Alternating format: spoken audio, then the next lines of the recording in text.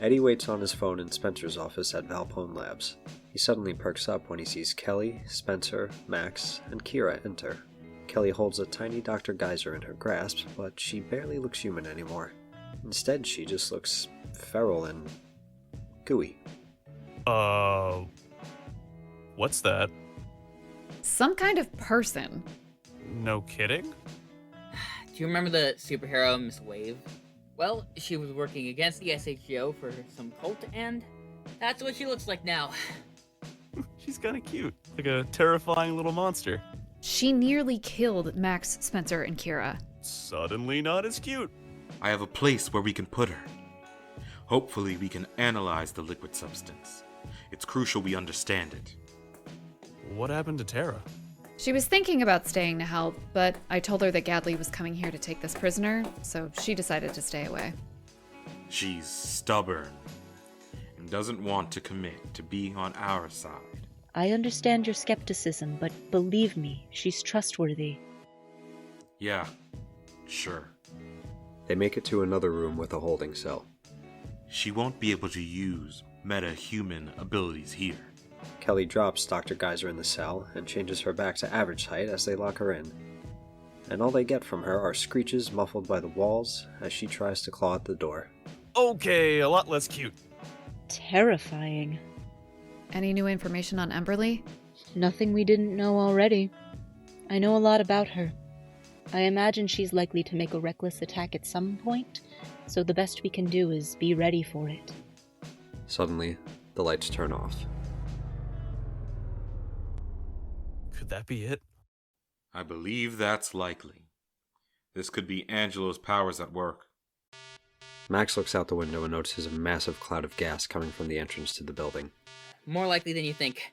I don't think that gas is coming from a fire. Everett. If they are making an attack, we need to make sure that the people down there are safe. What? I'm not going down there if you're going in costume. I do not need the press to believe that I'm a good guy now. Fine then. Stay here and watch the prisoner. That I can do. Alright then, let's go. They head out, leaving Eddie alone with the prisoner. You are one creepy lady. But suddenly, he feels a presence and turns around to see Cameron from Neo Impulse standing there. Hello, T-Bone. You realize this doesn't have to become a fight, right? You could join us. Sorry, but I'm declining her offer. Okay then. Cameron holds his hand out and freezes Eddie in place. Kelly, Max, Spencer, and Kira arrive at the bottom floor. The people are in full panic mode as they begin to rush out. I'll take care of the civilians. I'll make sure they get somewhere safe. As Marigold Fox heads into the fog to help those who are lost in it, Kelly, Max, and Kira suddenly see a clearing in the mist, and they rush toward it. As they make it there, they face Angelo, Everett, and Wyatt, all in disguise. Well then, hello, and welcome to our little makeshift battlefield. I hope you're enjoying the boss's little chess game. Emberly isn't here. How do you know? She tends to try and take the lead in battle. To be as dramatic as possible, it's unlike her to show her cronies before revealing herself. Now that I'm thinking about it, aren't there 4 of them? Eddie? Are they after Eddie? Excuse me, we're trying to talk to you. Sorry, we'll be with you in a second. Maybe they think they have an ally. I'll check on him. Kira rushes back the way they came, leaving Kelly and Max to fight the 3 of them. Think we can handle them? Totally. I like your face. We have that too. In fact, Angelo and Wyatt suddenly run in the opposite direction, further into the building. Meanwhile, Everett continues making the lobby as foggy as possible to block their escape. Well, that's not great. They're trying to separate us. I say we let them. Are you sure? I have faith in us. Max nods and acts quickly. He shoots 2 milk beams to clear some of the fog for Kelly to see. Go. I'll handle Everett. Thanks. Kelly begins running off in that direction. As Spencer gets some civilians out of the building, he notices 2 other people doing the same thing. Tera and Jean Gadley. Spencer notices them both simultaneously, thinking they wouldn't recognize each other. But as Tera sees Gadley's face, she tries to duck her head to hide her face from them. But they do notice and walk over. I don't know what you're doing here, but I suggest when this is finished, you come with me. Look, You two, whatever you need to say, it needs to wait. These people don't mean the civilians harm, but the panic will likely cause havoc. Understood. You two help in whatever's going on. I'll take care of the civilians. Gadley rushes back into the smoke, leaving Spencer and Tera alone. Thank you. Look, I don't trust you, but I believe you want to help. So if you could give the others backup, that'd be great. On it. If you're not going to help, then I'll make sure you stay out of the way while we get revenge on the fox. Look, you may be wrong about him. He's a pretty chill guy, and he's trying to help you. Have you ever woken up to walls collapsing around you, fearing for others' lives if they're even near you? No. That's what used to happen to me. It's not pretty.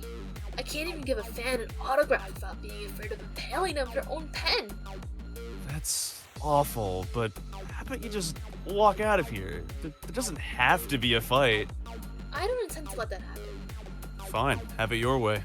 Suddenly, a massive slab of meat hits Cameron in the face, knocking him to the ground. Aha! Don't underestimate my meat! Cameron responds by telekinetically picking up items and hurling them at him. Oh boy. Max remains fighting Everett downstairs.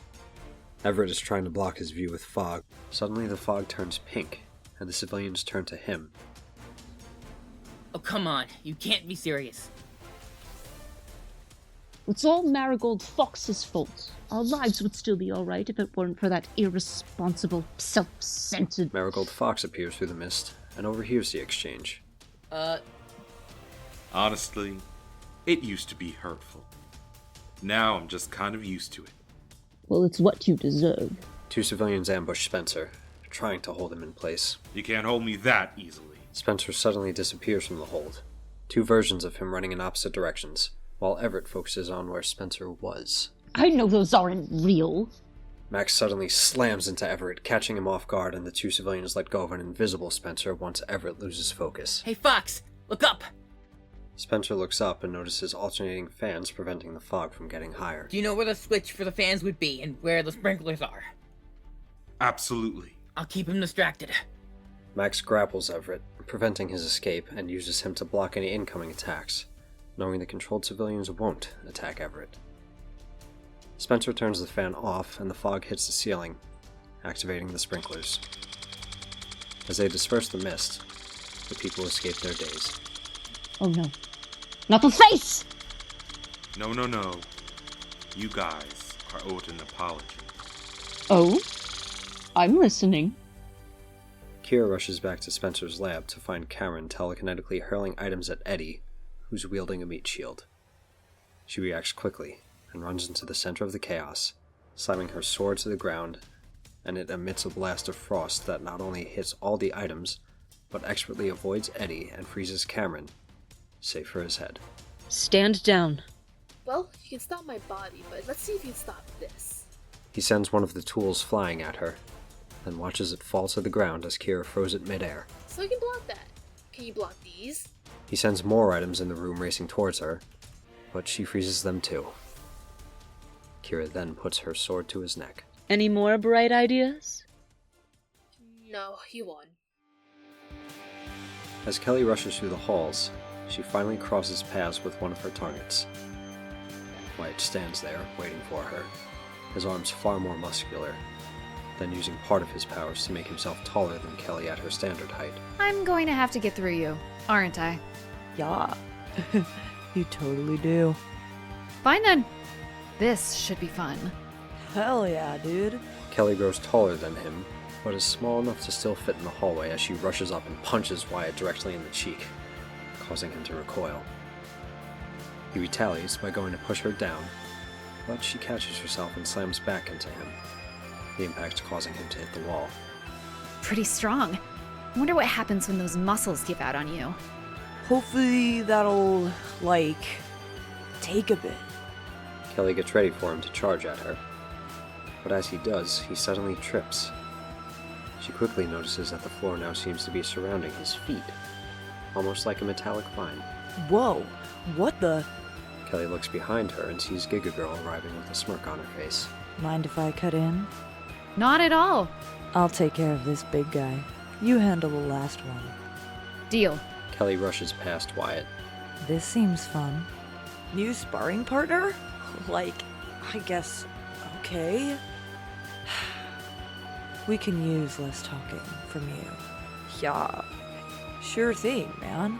Tera gets up to him when he manages to escape the entanglement. Seeing his new opponent, the hulking figure smashes down with both hands. As he does, Tera's whole body turns to metal, and she uses her arms as a shield.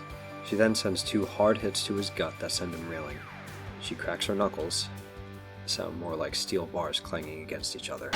I'm just getting started. Wyatt backs up, but finds that his path is blocked by a wall of metallic vines. Sorry. The battlefield is mine now.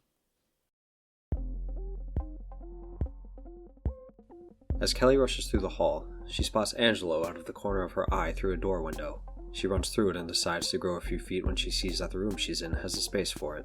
She also notices that the room has tons of machines, and Angelo is standing around a whole group of them. It's a shame that no one got to the backup generators before I did. All right, Tesla. What's your plan here? You know, nothing much. Angelo gathers electricity from the machines and sends them hurling toward Kelly, hitting her square in the chest as she's sent back against the wall. She falls to her knees, finding her joints stiffening from the attack. Little brat! She gets up and grits her teeth in anger, her form growing a few inches subconsciously as she goes to attack him. He dodges her attack, going to another machine and using its electricity to attack her again. He hits once more, not doing much damage this time, but it still causes her joints to freeze up a bit.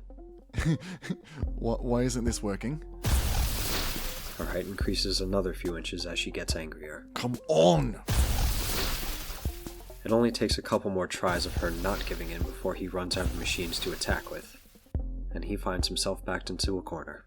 Kelly only notices the extra few inches when her head hits the roof, but at that point, she doesn't care. She has him cornered. You're not going anywhere. Angelo frantically begins looking for a way past her to escape, but she's so big that she'd block any exit attempt. So he took a gamble, grabbing his phone and taking the electricity from it and sending it to her. Despite how small it is, it does hit her, and she falls to her knees. Suddenly unable to ignore her muscles freezing, she grunts in pain. You know, I didn't think we could do it. I was just hoping we'd tire you out and escape. But I guess Emberly will be pleased that we've accomplished this. Kelly tries to push through the pain, trying to find movement. As Angelo walks closer, she slowly finds herself shrinking down. Once more, she was back to her old height. At first, he goes to walk past her while she tries to attack. He has to dodge out of the way as he works up static in his fingertips. Apologies. I hope you don't hate me when this is over. But before he can do anything, there's a figure standing between Kelly and her opponent. Gigagirl has grabbed the hand Angelo was using to work up electricity, which was still crackling. But the woman, currently made of stainless steel, didn't seem to mind in the slightest. Sorry. Not happening, punk. The electricity goes out in Angelo's hand, and Tera throws him to the wall hard, knocking him out. Hey, Kelly. You okay? Tera instantly kneels to help Kelly. She puts her hand on Kelly's arm, absorbing the electricity into herself and sending it away to the ground. She then sheds the metal skin, and after finding she can now move again, the first thing Kelly does is grow back to her chosen height. The second thing she does is wrap Tera in a hug. Thank you. You're welcome. It doesn't take long for the group to gather all 4 members of Neo Impulse and send them to Spencer's office. Angelo is knocked out, Wyatt is almost unconscious, his body looking deflated, and Everett went willingly when seeing his friends had been defeated. They got to the lab to find Cameron still frozen in ice. Let's not put them in the same cell as the crazy water lady, please. They don't deserve that. Kelly nods and shrinks them, putting each on top of the desk. Simple enough. You can't cause any problems now. Alright. So what do we do with the pretty boys? We can put them in a cage and make them sing for their punishment. Kelly! What? They'd be like pretty little birds. Boys, what were you even trying to accomplish here?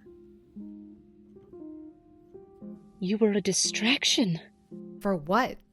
Kelly suddenly hears a voice coming from her head. Hello, Kelly.